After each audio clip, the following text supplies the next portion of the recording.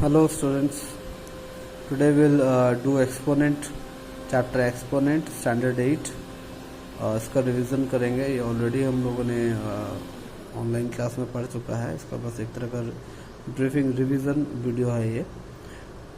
those who have doubts they will get cleared with this। तो देखते हैं क्या है। तो एक्सपोनेंट का मतलब होता है पावर। अभी जैसे यहाँ पर देखो a to the power x लिखा हुआ है। ये जो a है ये बेस है और ये जो पावर में है x, इसको पावर या एक्सपोनेंट या इंडिसेस कुछ भी बोल सकते हैं। तो हम लोग यहाँ एक्सपोनेंट पढ़ रहे हैं, मतलब पावर्स के बारे ही पढ़ रहे हैं। अभी जो पावर्स होता है, जैसे a का पावर 2, तो इसको मतलब हम लोग 2 टाइम्स a को बेस को मल्टीप्लाई कर रहे हैं। जैसे यहाँ पर है a का पावर 3, तो हम लोग बेस को 3 टाइम्स मल्टीप्लाई करेंगे। एक बेस की जगह जो भी रहेगा या एक्सपोनेंट के जगह पे जो भी रहेगा, जितना रहेगा एक्सपोनेंट के जगह पे हम लोग उतना टाइम्स बेस को मल्टीप्लाई करते हैं। यही पावर्स का एक्सपोनेंट्स का मतलब है। अभी यहाँ पे देखो, जैसे यहाँ पर दिया हुआ कुछ ये स्पेशल कंडीशन है क्या कि -a का पावर n, -a का पावर n, अगर इस कंडीशन में मतलब अगर हमारा इंटीजर का पावर n है और वो n अगर इवन है तो हमारा रिजल्ट जो है वो पॉजिटिव होगा। एग्जांपल देखो, तो -2 का पावर 4 है। अभी इसी को 4 टाइम्स मल्टीप्लाई करेंगे तो क्या आएगा, 16 -2 4 हो गया, फिर -2 फिर 4 हो गया, तो 4 4 16 है। अगर नेगेटिव इंटीजर का पावर n ऑड है तो हमारा रिजल्ट जो है वो नेगेटिव आएगा। देखो कैसे, -2 का पावर 3 है ये, दिस इज 3, तो इसको हम लोग 3 टाइम्स मल्टीप्लाई किया तो रिजल्ट क्या आया, -8। ठीक है, तो यहाँ पर हम लोग एक चीज़ देखें क्या कि -a अगर नेगेटिव इंटीजर का पावर इवन है तो रिजल्ट हमारा पॉजिटिव है। अगर नेगेटिव इंटीजर का पावर जो कि एक्सपोनेंट अगर ऑड है तो हमारा रिजल्ट क्या होगा, नेगेटिव आएगा। चलो, now pause the video to copy down. अब आगे बढ़ते हैं। अभी देखो, ये a/b का पावर n, ये रैशनल नंबर का पावर n है। तो यहाँ पर न्यूमरेटर और डिनोमिनेटर में हम डिफरेंट अलग अलग से पावर को यूज कर सकते हैं। देखो कैसे, a का पावर n, b का पावर n। एग्जांपल में देखो 2/3 का पावर 2 था तो 2 का पावर 2 हो गया, 3 का पावर 2 हो गया। अलग अलग सॉल्व करके आंसर 4/9 आया। ठीक है, तो ऐसा और भी कंडीशंस है, जैसे anything, any number two the power 0 और एनीथिंग टू द पावर 0 1 होता है, जो ऑलरेडी जूनियर क्लासेस में पढ़ चुके हैं। या फिर anything to the power negative है, anything to the power negative power मतलब अगर है तो उस बेस को हम रेसिप्रोकल कर देते हैं। ये भी हम लोग आगे देखेंगे। अभी फिलहाल हम लोग देखते हैं लॉज ऑफ एक्सपोनेंट। तो ये है first law of exponent. First law of exponent को हम लोग प्रोडक्ट लॉ भी बोलते हैं। प्रोडक्ट लॉ क्या है इस लॉ में देखते हैं। मान लेते हैं हमारा यहाँ पर देखो क्या है, बेस अगर सेम है और वो प्रोडक्ट में है, पावर डिफरेंट है, a/b to the power m into a/b to the power n। यहाँ पर बेसिस सेम है, पावर डिफरेंट है और ये प्रोडक्ट में है। तो इस कंडीशन में हम लोग पावर्स को ऐड कर देते हैं, a/b to the power m plus n। Suppose अगर और एक होता इंटू a/b का पावर o होता या फिर और भी टर्म्स होता, तो हम लोग क्या करते हैं, उसको ऐड करते ही चलते हैं। ठीक है, अभी एक एग्जांपल देखेंगे। देखो 2/3 का पावर 2 है इंटू 2/3 का पावर 3 है। डिटेल वाइज भी सॉल्व कर सकते हैं इसको, लेकिन अगर हम लोग इसमें एक्सपोनेंट लॉ यूज करेंगे, प्रोडक्ट लॉ यूज करेंगे, तो ये इजीली और जल्दी बन जाएगा। तो 2/3 का पावर 2 + 3 5 होना चाहिए। 2/3 का पावर 2 + 3 5 हो गया, फिर 2 का पावर 5 32 और 3 का पावर 5 243। ठीक है, नेक्स्ट लॉ देखते हैं। अच्छा, प्रोडक्ट लॉ में एक और चीज़ देखेंगे क्या, जैसे कि अभी हम बोले तभी हम तुम लोग को बताएं कि a/b का पावर m है इंटू a/b का पावर n है। ऐसे और आगे कंटिन्यू होगा तो ऐड होता जाएगा। उसका एक एग्जांपल है यहाँ पर देखो, a/b का पावर m इंटू a/b का पावर n इंटू a/b का पावर x इंटू a/b का power y into dot dot dot dot ऐसा चल ही रहा है, z तक सपोज चल रहा है। और तो उसको हम लोग ऐसा एक्सप्रेस कर सकते हैं, a/b का power m plus n plus x plus y plus z plus dot dot dot dot z तक। ठीक है, चलो आगे देखते हैं। अभी हमारा है क्वोशेंट लॉ। क्वोशेंट लॉ, ऊपर जो लॉ हम लोग पढ़े अभी वो प्रोडक्ट में था, अभी ये क्या है, डिवाइड में है। बेस सेम है, ए बाई बी का power n into a by b का पावर एन, बेस सेम है और डिवाइड में है। लेकिन तो ए बाई बी का power n divided by a by b का पावर एन, प्रोडक्ट में ऐड हो रहा था, क्वोशेंट में क्या किया हम लोग, माइनस कर दिया पावर। ठीक है, एक चीज ध्यान रखना, यहाँ पे m जो है वो n से बड़ा होना चाहिए। क्यों? अगर m n से बड़ा होगा तभी यहाँ पर पॉजिटिव एक्सपोनेंट आएगा। अगर m n से छोटा हो जाता तो यहाँ नेगेटिव एक्सपोनेंट आएगा। अच्छा, नेगेटिव एक्सपोनेंट आएगा तो क्या करना है, अभी एक एग्जांपल्स के थ्रू से बताते हैं। देखो 2/3 का पावर 3 है एंड 2/3 का पावर 2 है। तो यहाँ पर देखो 3 जो है पहला पावर जो है वो बड़ा है 2 से, तो 2/3 का पावर 3 माइनस 2 क्या हो गया 1, रिजल्ट हो गया 2/3। अगर हमारा ये रिवर्स केस होता है, मतलब m जो है वो n से छोटा होता तो क्या होता, देखो 2/3 का पावर 2 डिवाइडेड बाई 2/3 का पावर 3। अभी देखो 2 जो है वो छोटा है 3 से, तो 2 माइनस 3 कितना हो गया, -1। तभी हम लोग ये पहले जूनियर क्लासेस में पढ़ चुके हैं कि किसी का पावर अगर नेगेटिव है, कोई भी बेस का पावर अगर नेगेटिव है तो उसका बेस को हम लोग रेसिप्रोकल कर देते हैं। तो ये 2/3 था, रिजल्ट क्या है अपने पास 3/2। ठीक है, तो अगर हमारा m n से छोटा है तो हम लोग क्या करेंगे, नेगेटिव पावर आएगा तो रिजल्ट रेसिप्रोकल हो जाएगा। ठीक है, फिर आगे देखते हैं। आगे हमारा है पावर लॉ। इस लॉ में क्या है, अगर किसी रियल नंबर का या फिर किसी भी रेशनल नंबर का पावर या फिर कोई भी नंबर का पावर में m है या फिर उसका पावर n है या फिर पावर के ऊपर पावर लग ही जा रहा है, तो क्या करना है, पावर्स को मल्टीप्लाई कर देना है। जैसे a बाई बी का पावर m इंटू एन, जैसे यहाँ पे देखो x का पावर a, फिर x का पावर b, फिर उसका पावर c। तो इस केस में क्या किया, x का power a into b into C.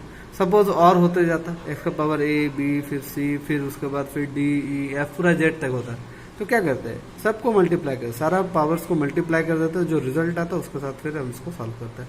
Example देखो 2/3 का पावर 2, उसका पावर 3 है, तो चाहते तो 2/3 को पहले 2 टाइम्स मल्टीप्लाई करते हैं फिर 3 टाइम्स करते हैं जो रिजल्ट आता है, लेकिन क्या किया हम लोग, ये लॉ को यूज किए, 2/3 का पावर 2 3 जा 6 हो गया, अब 2 का पावर 6 3 का पावर 6 64/729 आया। ठीक है, अभी देखो एक और क्वेश्चन देखो कि अगर जो अभी हम बात कर रहे हैं, जैसे x का पावर 2 है, उसका पावर 3 है, उसका पावर 4 है, तो इस केस में क्या हो गया, ये जितने भी पावर्स है ये सारे पावर्स मल्टीप्लाई हो गया। कितना हो गया, 2 3 6 4 24। ठीक है, गॉट इट, एनी प्रॉब्लम नहीं ना। चलो फटाफट वीडियो को पॉज करके नोट्स को कॉपी डाउन कर लो। ठीक है, चलो आगे प्रोसीड करते हैं। अगला लॉ देखते हैं, क्या है, 2 अलग बेस है और वो एक साथ ग्रुप में उसका पावर n है, तो हम इसको अलग अलग कर सकते हैं, a बाई बी का power n into c by d का पावर n। ये प्रोडक्ट में था और सेम अगर वो डिवाइड में वैसा कंडीशन रहा तो भी हम उसको अलग अलग कर सकते हैं। इसका एग्जांपल देखो क्या है, 2/3 इंटू एक्स बाई वाई का पावर 3 है ना, तो 2/3 का पावर 3 अलग हो गया, एक्स बाई वाई का पावर 3 अलग हो गया, 2/2 का पावर 3 8, 3 का पावर 3 27, तो इधर हो गया 8x³ और 27y³। सिमिलरली अगर डिवाइड में है 2/3 बाई एक्स बाई वाई का पावर 3 है, तो वो अलग हो गया, ये अलग हो गया, है ना, दोनों अलग अलग हो गया। यहाँ पे ये जो है ये 3 है। ठीक है, तो वो अलग सॉल्व हो गया 8/27, ये x³ बाई y³ हो गया, तो रिजल्ट हो गया हमारा final 8/27 y³ by x³। Next law देखते हैं, किसी का भी पावर अगर नेगेटिव है तो उसका बेस को हम लोग रेसिप्रोकल कर देंगे तो हमारा पावर पॉजिटिव हो जाएगा, फिर उसको हम लोग सॉल्व कर सकते हैं। जैसे x का पावर n है तो वो हो गया 1/x का पावर n, रेसिप्रोकल हो गया x। यहाँ a/b का पावर -n था, तो b/a का पावर n हो गया। मतलब पावर को to positive the power reciprocal the base. Example 2/3 का पावर -2 था, तो 2/3 जो बेस है उसको रेसिप्रोकल कर दिया 3/2, उसका पावर 2 हो गया, तो 9/4 हमारा फाइनल आंसर है। या फिर देखो 2 का पावर -2 था, उसको रेसिप्रोकल किया 1/2, 1/2 का पावर 2 होता है 1/4। और anything to the power, the last law, anything to the power 0 is 1। Anything, कुछ भी, यहाँ देखो 999/777 का पावर 0 क्या होगा, 1 होगा। तो किसी का भी पावर 0 करो 1 होगा। So pause the video to copy the notes. अब हम लोग एक्सरसाइज 2A को सॉल्व कर सकते हो। इसका PDF ऑलरेडी ग्रुप में सेंड है, you all can go through it, go through the exercise from the group. Okay, अभी हम लोग देखेंगे एक्सपोनेंट का जो सेकेंड पार्ट है, जो एक्सरसाइज 2B को जो कैरी करेगा, वह है number in standard form. Numbers in standard form. Standard forms क्या होता है, देखो, a number written as m into 10 to the power n is said to be in standard form if m is a decimal number such that m जो है वो 1 से बड़ा या 1 के बराबर या 10 से छोटा होगा, and n is either a positive और अ नेगेटिव इंटीजर। ठीक है, क्या है इसका मतलब, देखते हैं। स्टैंडर्ड फॉर्म में नंबर हमेशा m इंटू 10 का पावर n के तरह ही रहेगा, और m जो है वो एक डेसिमल है। डेसिमल है, क्या डेसिमल है, जो 1 से बड़ा होगा और 10 से छोटा होगा। 1 से बड़ा मतलब 1 भी हो सकता है, मतलब 1 से बड़ा या 1 के बराबर या 10 से छोटा होगा। और n जो पावर है, जो एक्सपोनेंट है 10 के ऊपर, वो पॉजिटिव नेगेटिव कुछ भी हो सकता है। अभी देखते हैं एग्जाम्पल के ज़रिए कि क्या है स्टैंडर्ड। ये एक एग्जाम्पल है, 2.4 इंटू 10 टू द पावर 3 या फिर 2.4 इंटू 10 टू द पावर -3। ये स्टैंडर्ड फॉर्म है। इसी फॉर्म में आप फिजिक्स में, केमिस्ट्री में न्यूमेरिकल बनाओगे, तो इसी फॉर्म में आंसर्स लिखते हैं हम लोग। तो अभी हम लोग देखेंगे कुछ क्वेश्चंस। अभी देखो, स्टैंडर्ड फॉर्म, या तो आपके पास बहुत बड़ा नंबर होगा, उसको स्टैंडर्ड फॉर्म में एक्सप्रेस करना होगा, या आपके पास बहुत छोटा नंबर होगा, उसको स्टैंडर्ड फॉर्म में एक्सप्रेस करना होगा। बड़ा नंबर, छोटा नंबर क्या है, देखते हैं आगे। चलो देखो, expressing very large number in standard form. एक क्वेश्चन बनाते हैं, समझ में आएगा। 6872, इसको स्टैंडर्ड फॉर्म में चेंज करना है। तो देखो, स्टैंडर्ड फॉर्म में चेंज करने के लिए ये 6872, मतलब अभी हम क्या बोले कि m into 10 to the power n का फॉर्म में अगर हुआ तो ये स्टैंडर्ड फॉर्म में होगा। m into 10 to the power n का फॉर्म में रहा तो ये स्टैंडर्ड फॉर्म होगा, जहाँ पर m जो वो डेसिमल है। तो यहाँ पर तो ये 6872 है, तो हमको यहाँ एक डिजिट के बाद पॉइंट चाहिए। तो एक डिजिट के बाद पॉइंट के रखने के लिए 6872 को अगर हम 1000 से डिवाइड करें, तो इसको जब हम डेसिमल में चेंज करेंगे तो ये एक डिजिट के बाद पॉइंट आ जाएगा। लेकिन अभी तो ये चेंज हो गया क्वेश्चन, तो हम क्या कर रहे हैं, इसको 1000 से ऊपर भी मल्टीप्लाई कर रहे हैं। अब ये बैलेंस्ड है, तो ये फाइनली क्या होगा, देखो, ये जो सर्कल वाला पार्ट है ये आपका डेसिमल में चेंज होगा। क्या, 6.872, और ये हो जाएगा 10 टू द पावर 3। ये हो गया आपका आंसर। समझ में आया? नहीं समझ में आया, वीडियो को देखो, रिपीट करो, समझ में आएगा। एक और क्वेश्चन लेते हैं, ठीक है। क्वेश्चन देखो, क्वेश्चन है 5432167, इसको स्टैंडर्ड फॉर्म में चेंज करना है। अभी 5432167 को स्टैंडर्ड फॉर्म में चेंज करना, मतलब एक डेसिमल होगा फिर 10 टू द पावर, तो 1 2 3 4 5 6, अगर हम 10 टू द पावर 6 से डिवाइड करते हैं तो ये सीधा सीधा यहाँ पे आके पॉइंट बन जाएगा, डेसिमल में चेंज हो जाएगा।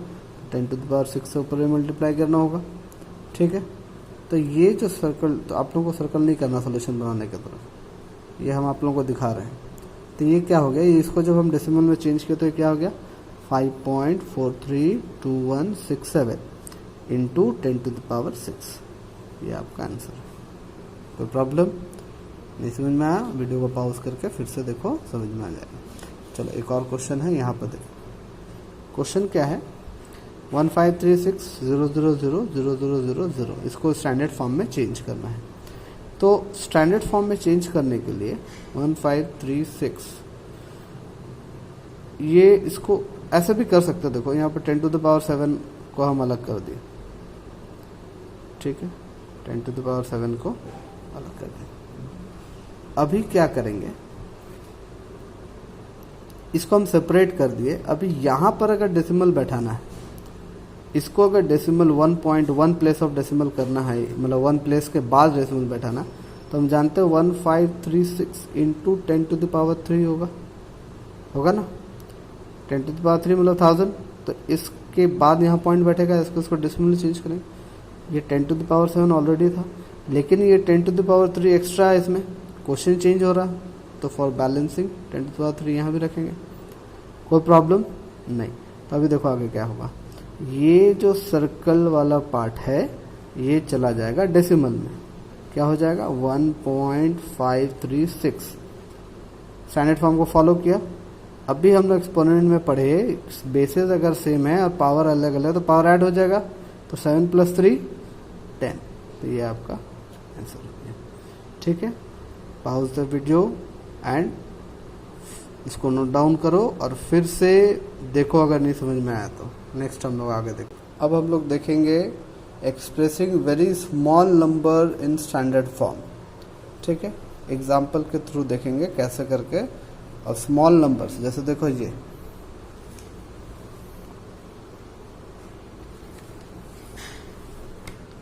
0.0002 एक स्मॉल नंबर है, इसको हम लोग एक्सप्रेस करेंगे। अभी तक हम लोग एक बड़ा नंबर को एक्सप्रेस कर रहे थे, अभी छोटा नंबर को एक्सप्रेस करेंगे। सबसे पहले तो यहाँ से डेसिमल हटा दीजिए, तो ये क्या हो जाएगा 1 2 3 4 5, मतलब 10⁵ हो गया। अभी ये ऑलरेडी हमारा स्टैंडर्ड फॉर्म क्या हो गया, m × 10⁻n, मतलब पहला डिजिट होगा वो डेसिमल में। तो हम इसको लिख सकते हैं 2 × 10⁻⁻5, ये जो नीचे है ये ऊपर चला गया। अब बोले सर आप पहला नंबर तो डेसिमल में बोल रहे थे, कोई बात नहीं, 2.0 × 10⁻⁻5 लिख दो।